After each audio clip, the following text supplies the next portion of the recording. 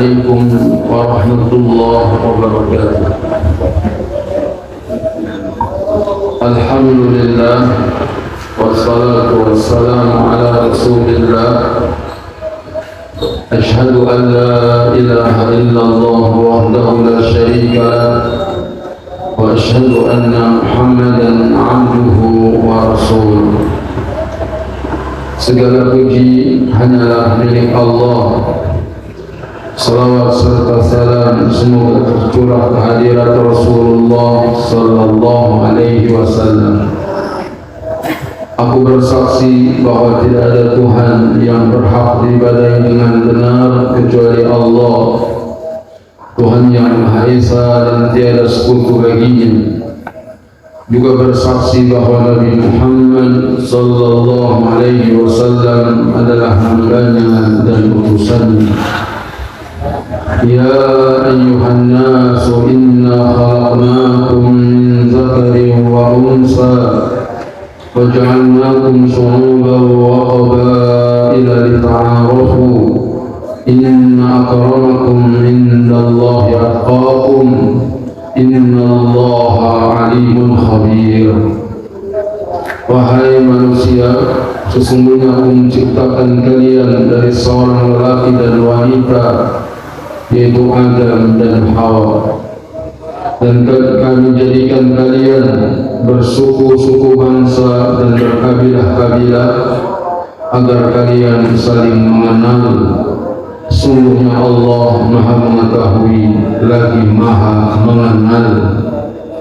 Innamal mu'minuna ikhwatun fa aslihu baina akhawaykum wattaqullaha la'allakum turhamun. Sesungguhnya orang-orang mukmin itu bersaudara, maka damaikanlah di antara saudaramu. Takutlah kamu kepada Allah agar Allah merahmatimu.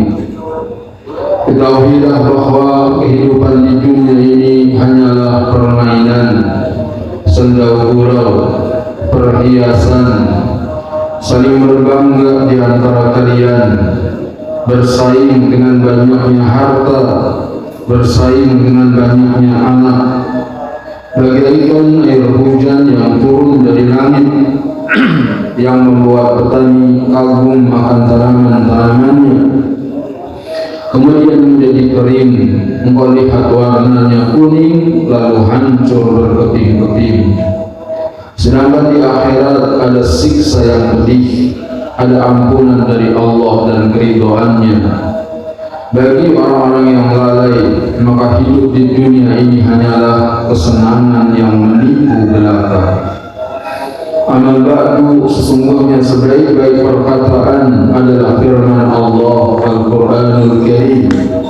Sebaik-baik petunjuk adalah petunjuk Nabi Muhammad sallallahu alaihi wasallam. Adapun sejelek-jelek perkara adalah perkara-perkara yang baru. Semua perkara-perkara yang baru yang ditambah-tambahkan ke dalam agama namanya bid'ah. Semua bid'ah itu menyesatkan dan kesesatan itu tempatnya di neraka. Jemaah subuh rahimakumullah, apa kabar? Alhamdulillah, Allah Ta'ala terus memberikan nikmat kepada kita yang tak mungkin kita sanggup menghitungnya.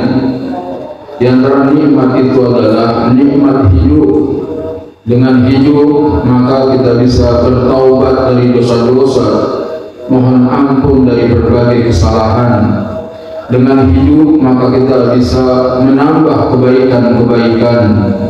Adapun apabila telah meninggal dunia maka terputus amalnya, apalagi tidak punya ilmu yang bermanfaat, tidak punya sedekah jariyah, tidak punya anak saleh yang mendoakannya, maka hidup ini kesempatan untuk mendulang pahala sebanyak-banyaknya.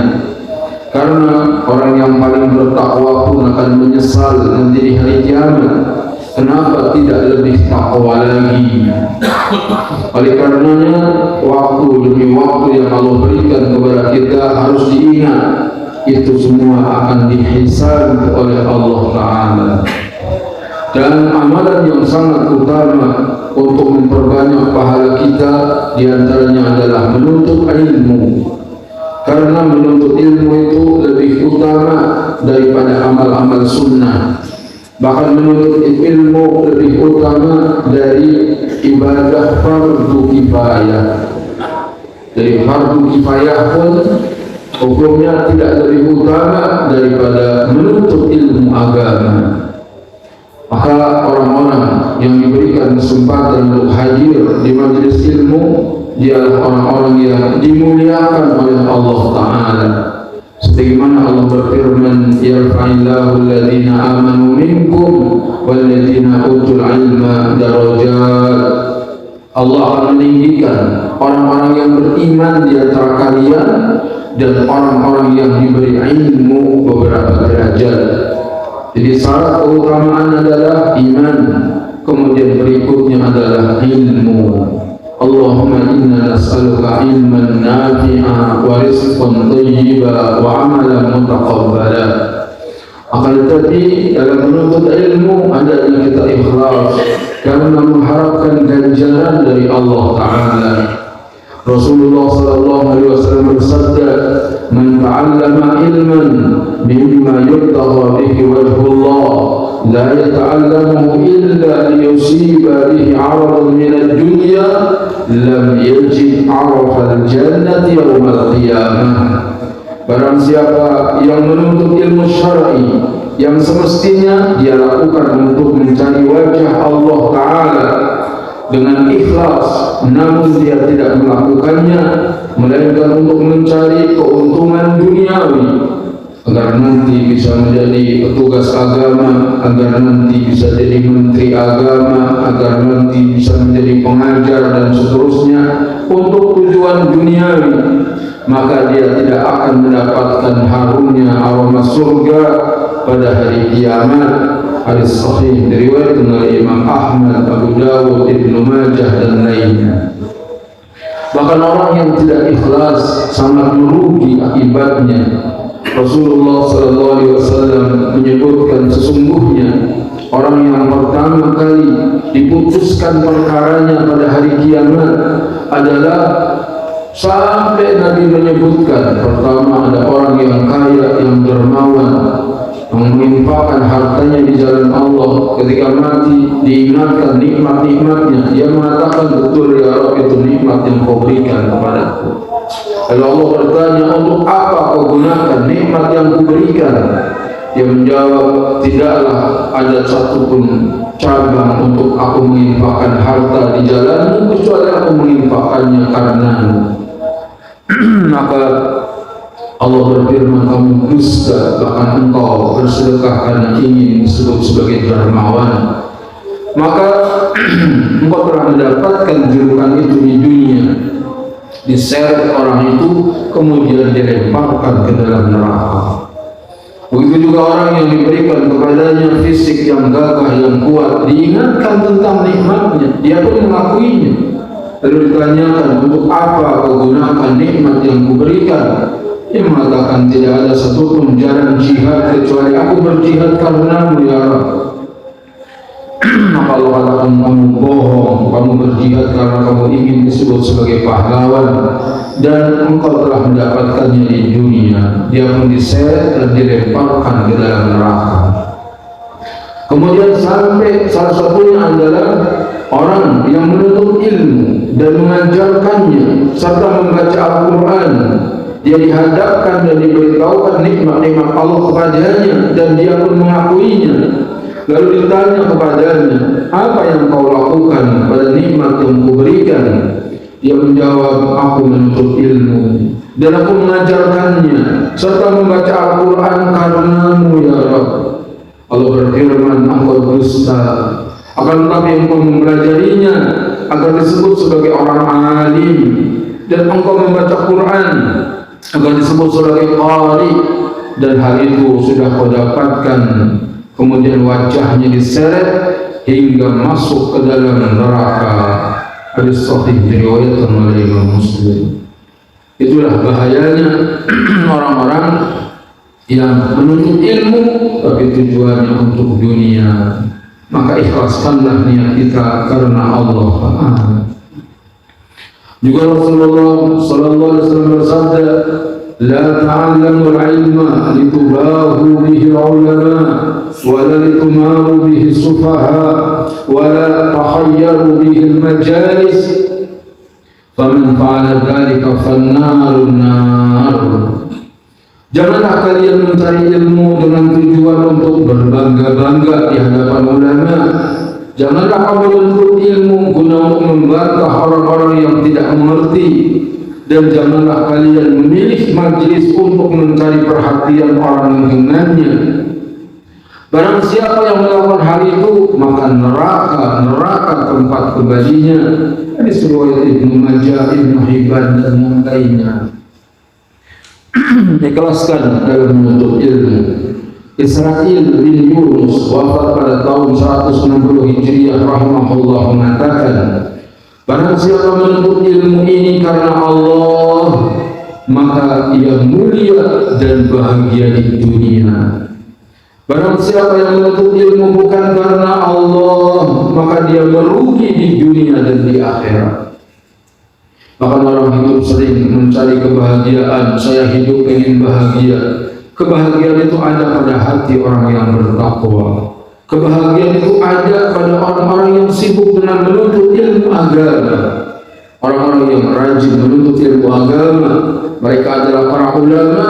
Mereka adalah orang yang paling bahagia.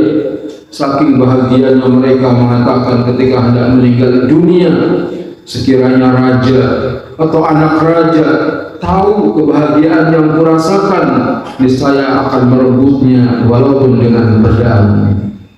Jadi kebahagiaan ada pada orang-orang yang berilmu dan bertakwa. Al-Khatib Al-Baghdadi yang wafat tahun 493 Hijriah rahimahullah berkata, kemudian aku wasiatkan kepadamu wahai penuntut ilmu, luruskanlah niat dalam menuntut ilmu dan bersungguh-sungguh dalam mengamalkannya, karena ilmu syariat itu ibarat pohon. Ilmu itu ibarat pohon. Amal itu merupakan buahnya, dan seorang tidak dianggap sebagai orang alim selama dia belum mengamalkan ilmunya. Disebutkan dalam kitab Iqtidha al-Ilmi wal Amal. Jadi orang belum dianggap sebagai orang yang berilmu sehingga dia mengamalkan ilmunya. Ilmu ibarat pohon, amal itu buahnya. Al ilmu bila amalin kasajari bila sanadi. Ilmu yang tidak diamalkan seperti pohon yang tidak berbuah. Hisham bin Abi Abdillah Ad-Dustuai wafat tahun 152 Hijriah rahimahullah mengatakan, demi Allah, aku tidak akan sanggup mengatakan bahwa aku pernah pergi ke di suatu hari untuk mencari satu hadis semata-mata karena wajah Allah. Mengomentari perkataan beliau ini, Imam Az-Zahabi rahimahullah mengatakan, demi Allah, tidak juga diriku. Jadi ngaji tiap hari ngaji, tetapi nggak sanggup mengatakan bahwa aku berangkat ngaji itu karena Allah. Sampai demikian takutnya ulama, khawatir nggak ikhlas. Para imam di atas tidak mengatakan bahwa mereka adalah orang-orang yang ikhlas, akan tetapi mereka berusaha semaksimal mungkin untuk bisa ikhlas. Dan kita harus terus berdoa kepada Allah, minta agar diikhlaskan. Allahumma inni a'udzubika an usyrika bika wa ana a'lam wa astaghfiruka lima la a'lam. Ya Allah, aku berlindung kepadamu dari dosa syirik yang aku tahu, dan aku mohon ampun kepadamu dari dosa syirik yang aku tidak tahu. Imam Badruddin bin Abi Ishaq Ibrahim bin Abil Fahd Sa'dullah ibn Jama'ah Al-Kinani yang terkenal dengan nama Imam Ibn Jama'ah wafat pada tahun 733 Hijriah rahimahullah. Dia menjawab pertanyaan bagaimana seorang muslim dapat ikhlas dalam menuntut ilmu. Niat yang baik dalam menuntut ilmu adalah hendaknya ditujukan hanya untuk mengharap wajah Allah, Ini nanti kalau kita masuk surga bisa melihat wajah Allah. Beramal dengannya, menghidupkan syariat, menerangi hatinya, menghiasi batinnya. Jadi ilmu yang kita pelajari niatkan untuk menerangi hati kita, menghiasi batin kita, dan mengharap kedekatan dengan Allah pada hari kiamat. Karena tadi orang yang beriman dan berilmu ditinggikan derajat beberapa derajat, serta mencari segala apa yang Allah sediakan untuk ahli ilmu berupa keridhaan dan karunia yang besar. Dan janganlah dia bertujuan dengan menuntut ilmu itu untuk memperoleh keuntungan duniawi seperti kepemimpinan, jabatan, kehormatan, harta, berbangga di hadapan teman-teman, pengen diagungkan manusia, menjadi pemimpin di majlis dan yang sepertinya. Jangan karena itu semua sudah karena Allah saja, menuntut ilmu saja karena Allah. Ada jabatan, dunia, kekayaan, ataupun harta benda dengan sendirinya Allah Ta'ala akan karuniakan. Urusan harta, urusan yang hina, urusan ilmu, urusan yang mulia. Janganlah kita menukar yang mulia dengan yang hina. Sebab kalau urusannya harta, maka diberikan kepada siapa saja. Orang mukmin diberi harta, orang kafir juga diberi harta. Tidak ada hebatnya. Tetapi ilmu yang bermanfaat hanya diberikan kepada orang-orang yang Allah cintai. Allahumma inna nas'aluka ilman nafi'an wa rizqan thayyiban wa amalan mutaqabbalan. Selanjutnya, hendaknya dalam menuntut ilmu kita membersihkan hati dari akhlak yang buruk. Jadi seorang itu menuntut ilmu, akhlaknya harus baik. Sesungguhnya perumpamaan ilmu dalam hati seorang hamba seperti cahaya lampu. Apabila cahaya lampu tersebut bersih, maka cahaya yang dihasilkan pun akan terang. Sebaliknya, apabila kaca atau lampu tersebut kotor, maka cahaya yang dihasilkan pun akan redup. Jadi hati kita ini tempat atau wadahnya ilmu. Kalau hatinya kotor dengan sombong, kotor dengan hasad, kotor dengan tamak, kotor dengan iri dengki, maka kotoran-kotoran itu tidak akan membuat ilmu jadi terang, justru akan menjadi gelap. Sahal bin Abdullah At-Tustari rahimahullah berkata, haramun ala qalbi ayyadkhulahu nur wa fihi syai'un mimma yaqrahu Allah azza wa jalla. Haram atas ilmu untuk memasuki hati seorang, sedangkan di dalam hati tersebut ada sesuatu yang dibenci oleh Allah azza wa jalla. Orang yang hatinya kotor dengan banyak penyakit hati, diharamkan ilmu masuk ke dalamnya. Maka bukan berarti orang itu nggak bisa menghafal Quran, bukan berarti orang itu nggak bisa menghafal hadis. Orang itu bisa hafal Quran, hafal hadis, tetapi ilmunya tidak bermanfaat. Karena ilmu yang sebenarnya adalah al-khasyah. Jadi ilmu yang sebenarnya membawa orang takut kepada Allah. Sebagaimana yang Allah firmankan, innama yakhshallaha min ibadihi al-ulama. Hanya saja yang takut kepada Allah dari hamba-hambanya, itulah ulama. Jadi orang alim itu dia takut kepada Allah.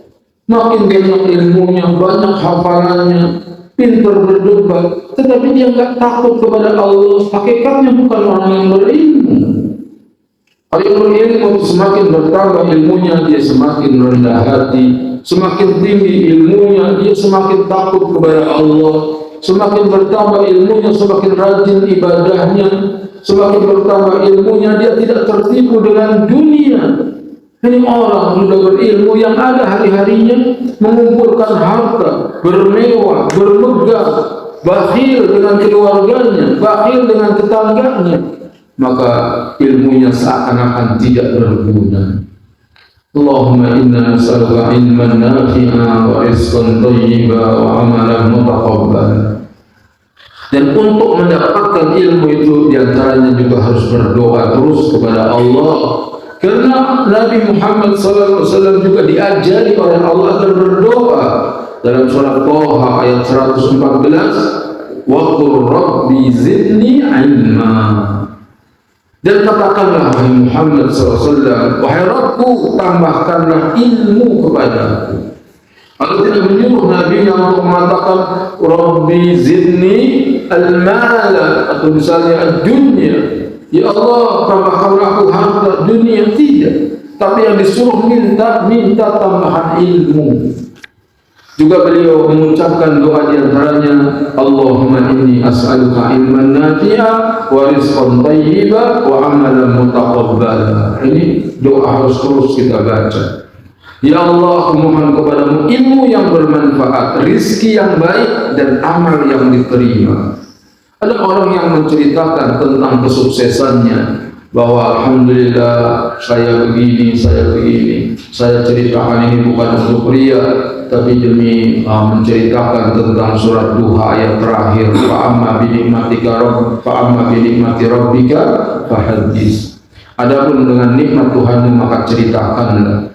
Kenapa dia mendapatkan kesuksesan dan keberhasilan itu? Karena dia biasa kalau bangun malam tahajud dia sama istrinya, dia berdoa. Pertama mendoakan katanya dirinya, kemudian orang tuanya, kemudian anak-anaknya. Lalu dia memahami firman Allah Ta'ala, wa ma khalaqtul jinna wal insa illa liya'budun. Dan tidaklah aku ciptakan jin dan manusia kecuali untuk beribadah. Sedangkan Nabi mengatakan ad-du'a huwal ibadah. Doa itu adalah ibadah. Berarti kita diciptakan untuk berdoa. Kita diciptakan untuk beribadah. Sedangkan Nabi mengatakan ad-du'a huwal ibadah. Doa itu ibadah. Maka dia pun berdoa dan terus berdoa. Dan dia setelah mendapatkan kesuksesan itu mengatakan memang benar katanya, doa itu pengaruhnya sangat besar. Rasulullah SAW juga berdoa, Allahumma anfa'ni bima 'allamtani wa 'allimni ma yanfa'uni wa zidni ilma. Ya Allah, berikanlah manfaat kepadaku dengan apa yang Engkau ajarkan kepadaku, dan ajarkanlah kepadaku apa-apa yang bermanfaat bagiku, dan tambahkanlah kepadaku ilmu. Doa Nabi SAW minta ilmu yang bermanfaat. Rasulullah SAW menganjurkan kita untuk selalu memohon ilmu yang bermanfaat kepada Allah Subhanahu wa Ta'ala, dan berlindung daripada ilmu yang tidak bermanfaat. Lihat banyak orang-orang yang sibuk mempelajari hal-hal yang tidak berguna. Rasulullah SAW berdoa, Sallallahu ilman nafi'a wa ta'awwadhu billahi min ilmin la yanfa'. Mintalah kepada Allah ilmu yang bermanfaat, dan berlindunglah dari ilmu yang tidak bermanfaat. 6 tahun di SD, tambah 3 tahun di SMP, tambah 3 tahun di SMA. Ilmu apa yang kau dapatkan dari sana? Antum belajar rumus fisika, rumus kimia, nilainya 9. Sayur asam agak enak dimakan. Ilmu yang bermanfaat, belajar bagaimana masak itu bagi wanita lebih manfaat daripada belajar ilmu seperti itu. Mana manfaatnya buat kehidupan? Kalau di dunia saja nggak bermanfaat, lalu bagaimana nanti di akhirat? Maka Nabi berdoa, Allahumma inni a'udzubika min ilmin la yanfa' wa min qalbin la yakhsha wa min nafsin la tashba' wa min da'watin la yustajabu laha.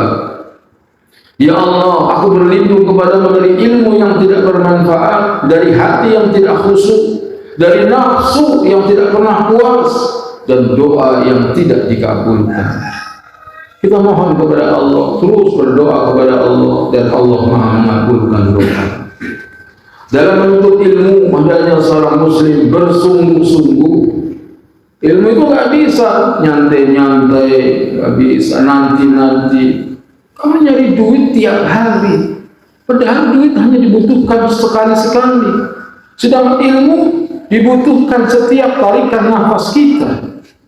Harusnya lebih sungguh-sungguh lagi dalam menuntut ilmu. Nggak nyantai, nggak nanti saja, enggak.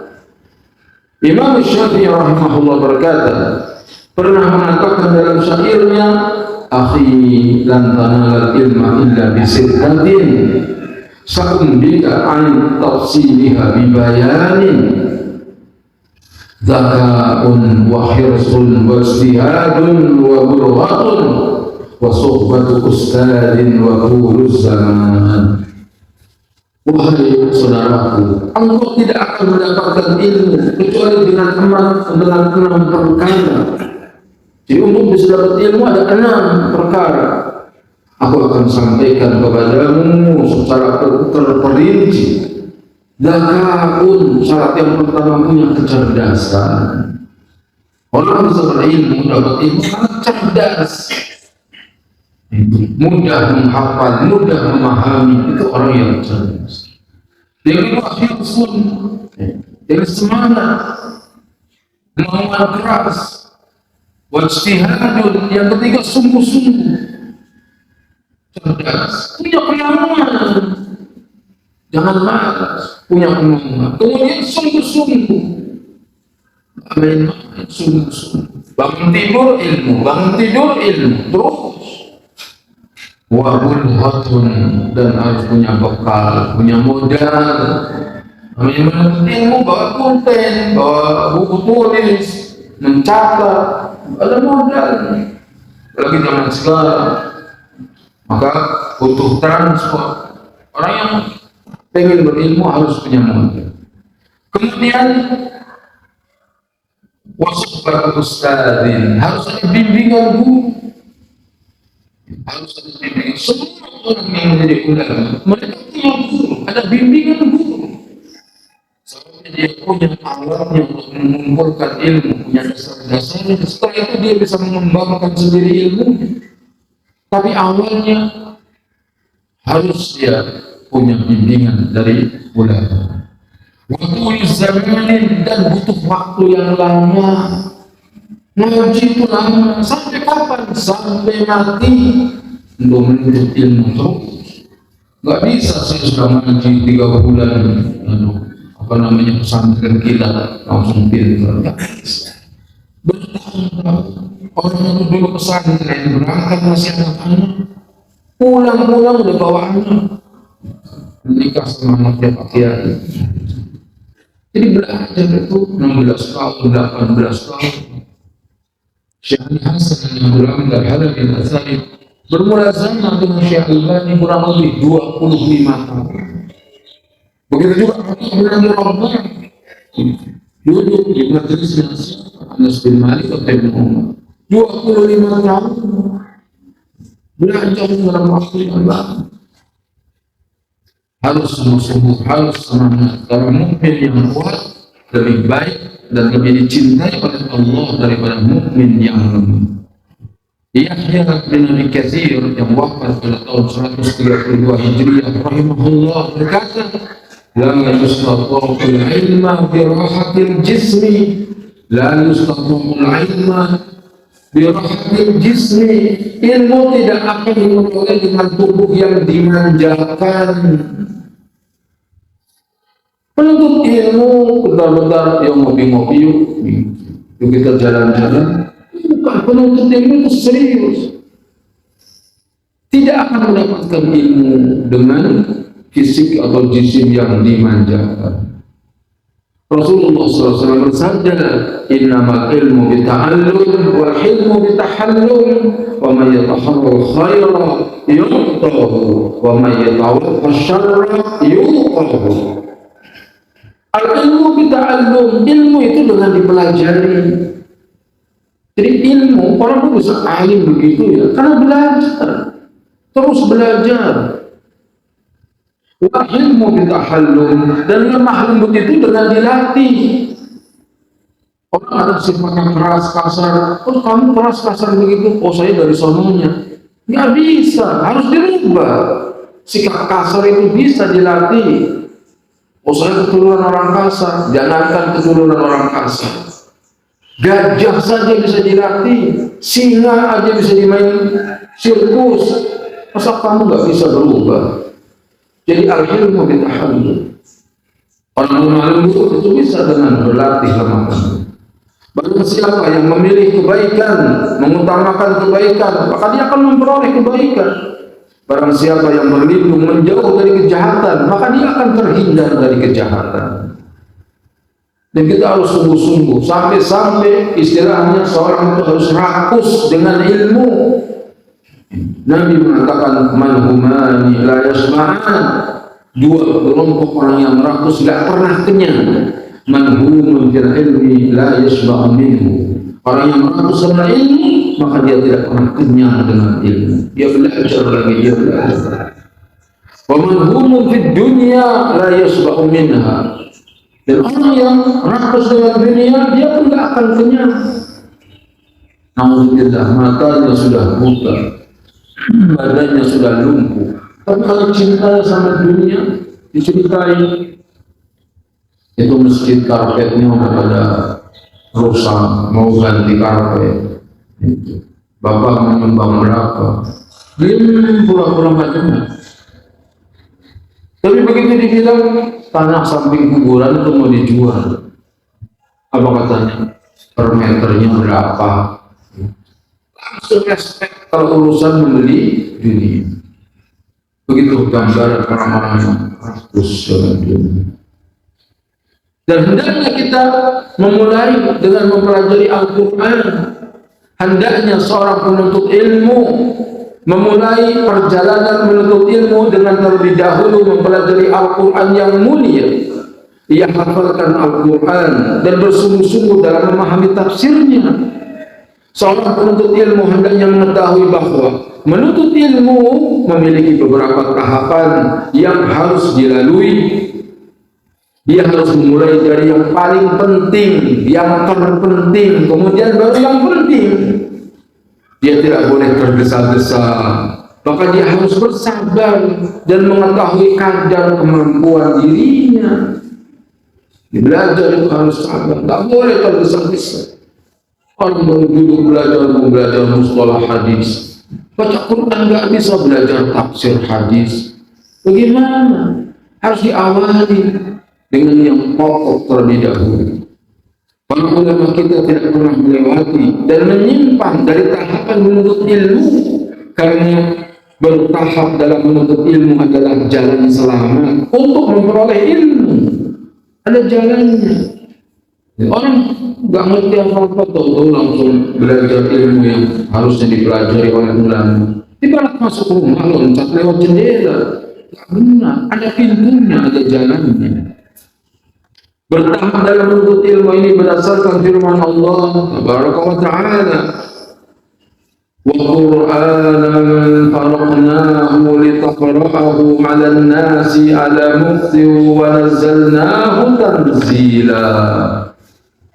Dan Al-Quran kami turunkan berangsur-angsur agar engkau wahai Muhammad sallallahu alaihi wasallam membacakannya kepada manusia perlahan-lahan, dan kami menurunkannya secara bertahap. Misalnya orang belajar Al-Quran, gak bisa dia langsung belajar lagu-lagu yang tidak diajarkan. Gimana lagu Bayati, lagu Nawa, lagu ini? Jangan, belajar dulu huruf hijaiyah, belajar itu membaca huruf disambung, belajar tajwid, bertahap. Banyak manusia yang terjekah dari tujuannya dalam menuntut ilmu karena meninggalkan usul, meninggalkan dasar-dasarnya. Yang dimaksud usul adalah Al-Quran dan As-Sunnah, itu dasarnya. Seorang penuntut ilmu hendaknya memprioritaskan dirinya untuk menghafal Al-Quran, kemudian hadis-hadis Nabi Sallallahu Alaihi Wasallam. Dengan demikianlah yang dinasihatkan oleh para ulama salaf kepada orang yang hendak menimba ilmu. Itu nasihatnya. Sibuk dengan Quran, dengan hadis. Imam Abu Umar Yusuf bin Abdullah bin Muhammad bin Abdul Bar yang wafat tahun 493 Hijriah rahimahullah mengatakan, menuntut ilmu memiliki tingkatan dan tahapan yang tidak boleh dilanggar. Siapa yang melanggarnya secara keseluruhan, maka dia telah melanggar jalan para ulama dari ulama salaf. Siapa yang melanggar jalan mereka dengan sengaja, maka dia telah tersesat. Siapa yang melanggarnya lantaran ijtihadnya, maka dia telah tergelincir. Awal dari ilmu adalah menghafalkan kitabullah dan memahaminya. Segala apa yang dapat membantu untuk memahaminya, maka wajib untuk mempelajarinya. Aku tidak mengatakan bahwa menghafal seluruh Al-Quran adalah fardu, tidak. Tetapi aku katakan bahwa hal itu adalah wajib atau sunnah yang mendekati wajib dan keharusan bagi siapa saja yang ingin menjadi seorang yang alim, bukan fardu. Walhasil sungguh-sungguh dalam interaksi kita dengan Al-Quran. Al-Quran adalah pokok dari ilmu. Siapa yang menghafalkannya sebelum usia balik, kemudian meluangkan waktunya untuk mempelajari apa yang dapat membantunya dalam memahaminya berupa bahasa Arab, maka hal itu adalah penolong terbesar untuk mencapai tujuan dalam memahami Al-Quran dan sunnah-sunnah Rasulullah Sallallahu Alaihi Wasallam. Kemudian melihat kepada sunnah-sunnah yang masyhur yang telah tetap dari Rasulullah SAW, sehingga dengannya seorang penuntut ilmu sampai kepada maksud Allah Ta'ala dalam kitabnya, dan sunnah itu membukakan hukum-hukum Al-Quran baginya. Bagi siapa yang mencari sunnah-sunnah Nabi, hendaknya dia prioritaskan pada hadis-hadis yang diriwayatkan oleh para imam yang sifat dan banyak hafalannya. Seperti orang dari awal-awal belajar Arba'in Nawawi, belajar Riyadhus Shalihin, belajar Bulughul Maram. Kemudian baru kitab-kitab yang besar, Sahih Bukhari, Sahih Muslim. Ini ada tahapan-tahapannya.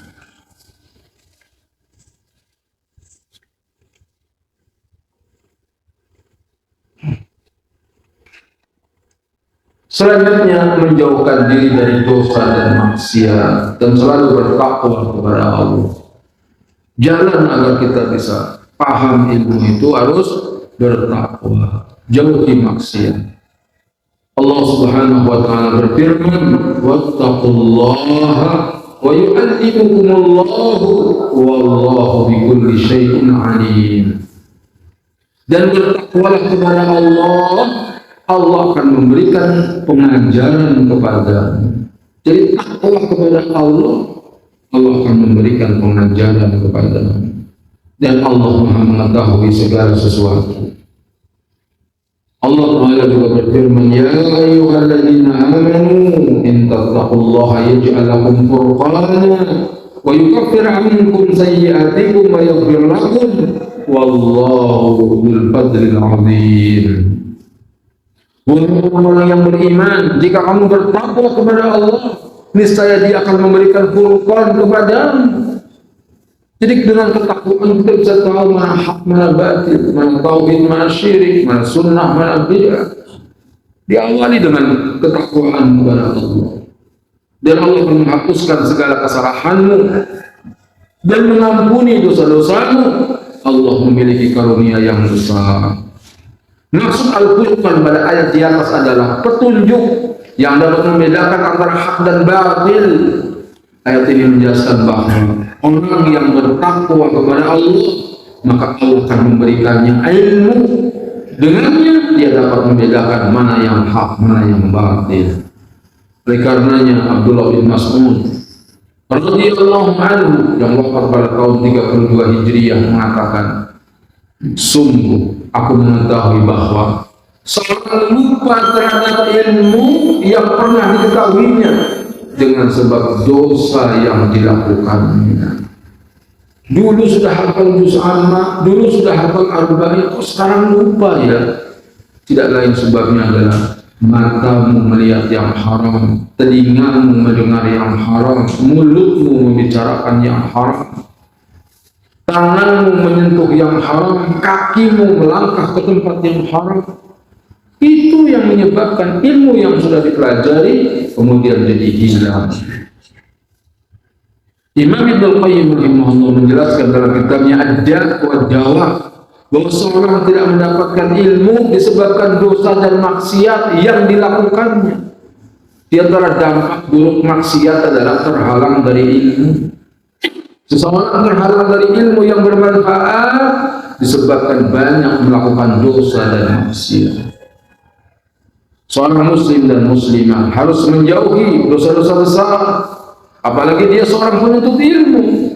Oleh sebab itu dia harus menjauhi dosa dan maksiat. Dosa yang paling besar adalah syirik. Syirik itu dosa menghalangi ilmu. Kemudian durhaka kepada kedua orang tua. Lihat kita ini banyak durhaka. Punya duit yang disenangkan anaknya, istrinya, orang tuanya nggak pernah diperhatikan. Dosa melakukan bid'ah. Seorang muslim hendaknya menjauhi dosa-dosa besar lainnya, seperti makan harta orang lain. Satu penuntut ilmu dagang, ambil barang, bayar kagak, dikembaliin barangnya enggak. Gimana ilmunya akan bermanfaat? Hutang tidak bayar, apa sama ikhwan? Iya. Muamalah dengan riba, dengan berbagai macamnya, diantaranya dengan bank-bank yang ada itu. Atau penuntut ilmu tapi minum khamr, narkoba. Penuntut ilmu tapi dia merokok kerjaan. Atau mencukur jenggotnya, tiap hari mencukur jenggot haram. Makan dan minum dari usaha yang haram. Pakaiannya juga isbal, lewati mata kaki. Perempuannya tabarruj, dari berdandan. Penuntut ilmu tapi durhaka kepada suami. Penuntut ilmu tapi mengadu domba, dusta, ghibah, dan lain-lain dosa. Bagaimana ilmunya akan bermanfaat? Jadi penuntut ilmu harus menjaga diri dari dosa-dosa. Baru akan diberikan oleh Allah Ta'ala ilmu, dan Allah Subhanahu wa Ta'ala akan memudahkannya untuk mendapatkan ilmu. Di antara hal yang sangat mengherankan bahwa ada seorang yang mudah menjaga dirinya dan berhati-hati dari perkara yang haram. Dia jauh dari berzina, mencuri, minum haram, melihat sesuatu yang haram dan lain sebagainya. Namun dia sangat sulit untuk menahan lisannya daripada menggibah manusia. Imam Syafi'i mengatakan, syaqawtu ila waqi'i su'ahiddi. Aku mengatakan kepada Imam Waqi' tentang buruknya hafalanku. Fa'arsyadani ila tarkil ma'asi. Maka dia membimbingku untuk meninggalkan maksiat. Fa'akhbarani bi'anal ilmu nurun.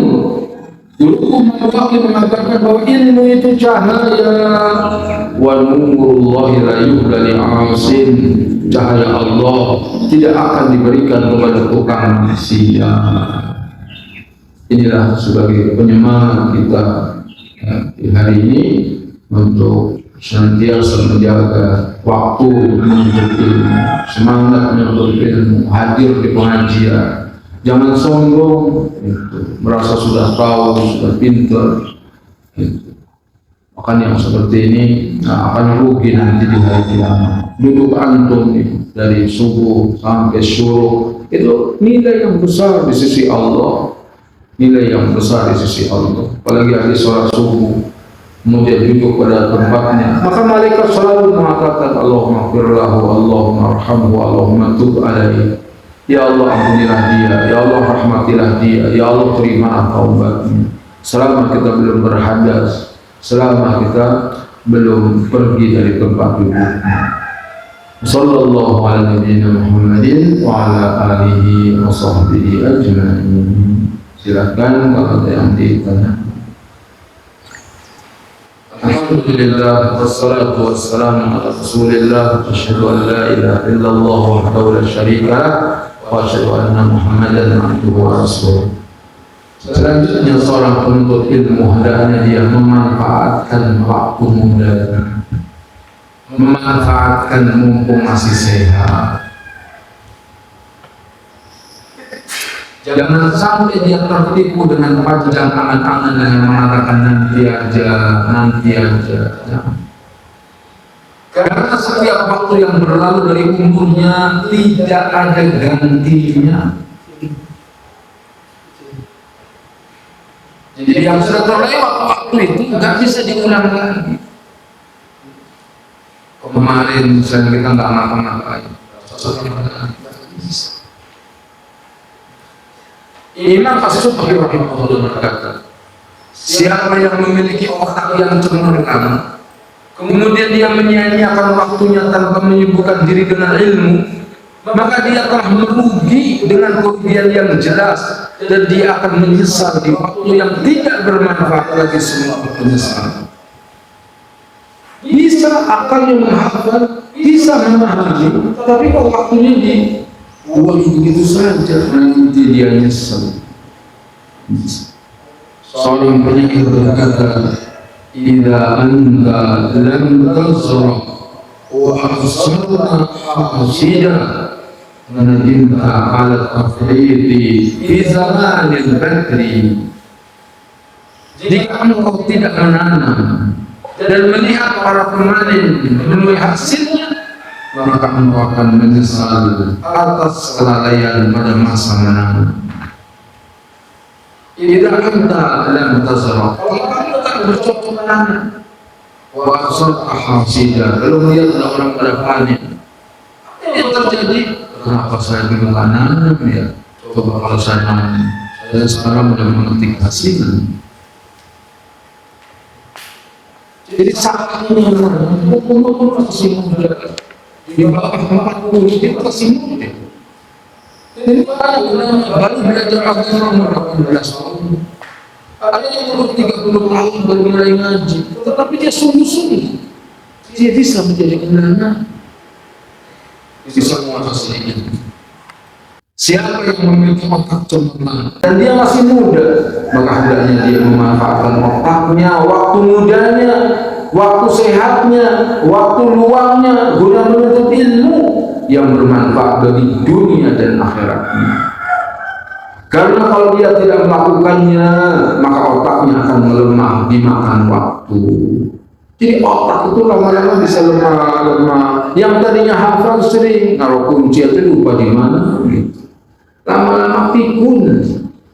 Maka akal itu harus terus dipakai. Kalau akalnya dipakai terus, berdoa kepada Allah, berlindung dari pikun, maka ada kalanya orang itu sudah lanjut 90 tahun umurnya masih bisa menyusun kita. Karena akal katanya seperti fisik. Fisik yang terus dilatih maka dia kuat. Akal yang selalu dilatih pun dia akan kuat. Dia akan menjadi tua, menjadi sakit, sibuk dengan urusan-urusan lain yang menghalangi dia dari ilmu.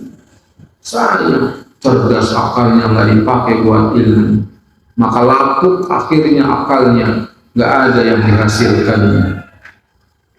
Yang perlu diperhatikan, meskipun menuntut ilmu dianjurkan pada usia muda, bukan berarti orang yang sudah lanjut usia tidak belajar. Dia harus tetap belajar. Jangan sampai usia tua menjadi penghalang bagi dia untuk menuntut ilmu, sehingga dia ridho dengan kebodohan yang melekat pada dirinya. Jangan mau jadi orang bodoh terus. Ayah Syekh Abdul Razak, di antara jemaahnya ada orang yang lanjut usianya, dia ngaji, dia nyata, dia ngaji, kagum dia, dipanggil nih. Ini anak muda lanjut usia, tapi semangatnya mengalahkan anak muda. Lalu dia dikasih hadiah jam, kemudian hadiah berikutnya menyusul. Jamnya dilepas, kasihkan buat hadiah. Seorang yang sudah lanjut usia tetapi dia menuntut ilmu lebih baik daripada menjadi seorang yang lanjut usia dan terus dalam kebodohan. Rahimahullah Pak Narko dari Jalan Gancong. Itu umurnya 89 tahun meninggal. Itu jalan kaki dari Jalan Gancong ke Thariqul Huda. Untuk ngaji di sana. Dia cerita masa itu. Jangan begitu sampai di situ wudhu, kena air itu wajahnya langsung biar katanya terang. Dia senang duduk di depan sebelah kiri, duduk di serius. Apa yang paling senang dia itu mendengarnya, katanya kalau saya sudah membaca kullu bid'atin dhalalah wa kullu dhalalatin finnar, itu yang paling senang dia dengar. Paling dia senang itu dengar.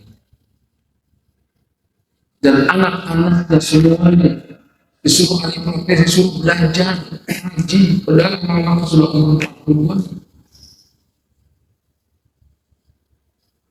banyak ngaji, anak-anaknya jadi guru ngaji, suruh belajar ikut. Begitu dia dijerat secara konstan. Bukan hanya dia, anak-anak semua suruh belajar agama. Rahimahullah. Itu potret gambaran orang yang punya semangat menuntut ilmu. Jadi itu umur 50-an tahun dia baru mengenal manhaj ini, baru mengenal 50-an tahun.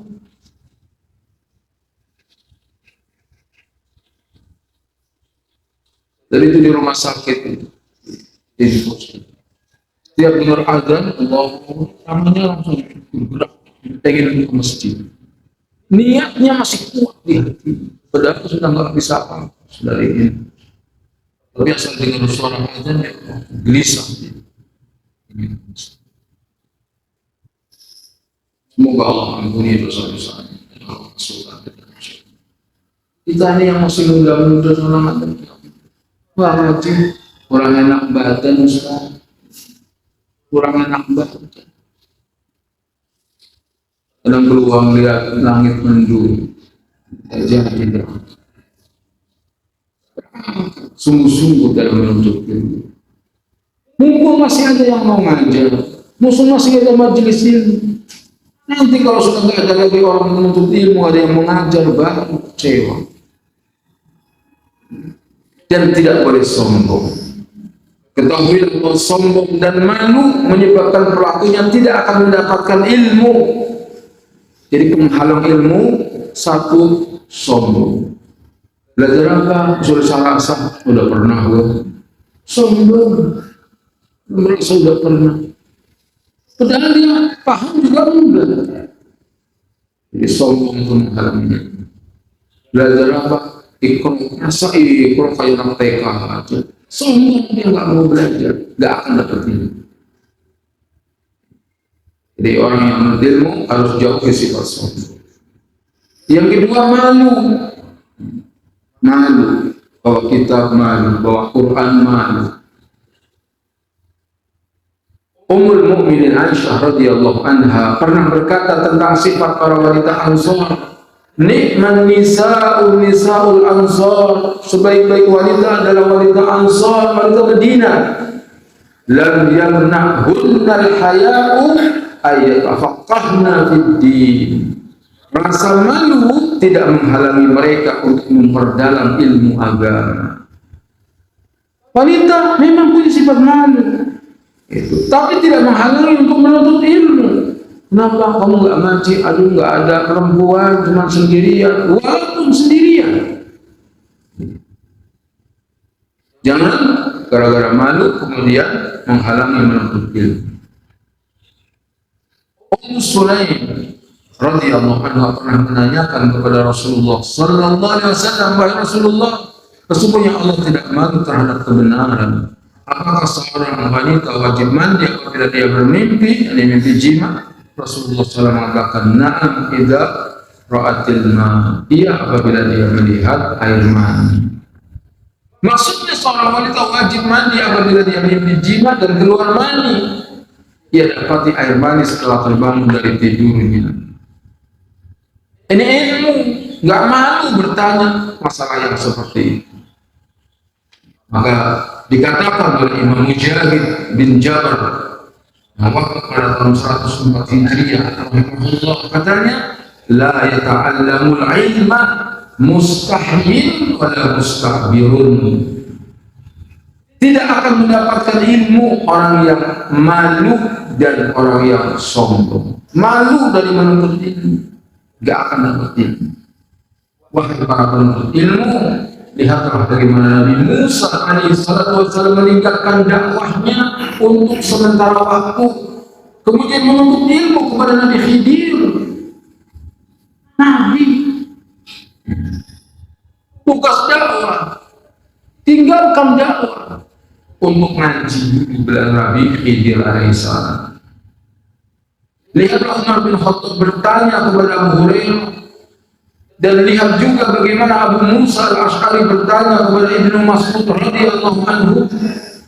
Dan masih banyak contoh lainnya yang menunjukkan bahwasanya para ulama salaf tidak sombong, tidak malu dalam menuntut ilmu. Semoga menjadi nasihat buat saya dan semua yang hadir. Subhanallahumma wa bihamdika asyhadu an la ilaha illa anta astaghfiruka wa atubu ilaik. Wassalamualaikum warahmatullahi wabarakatuh.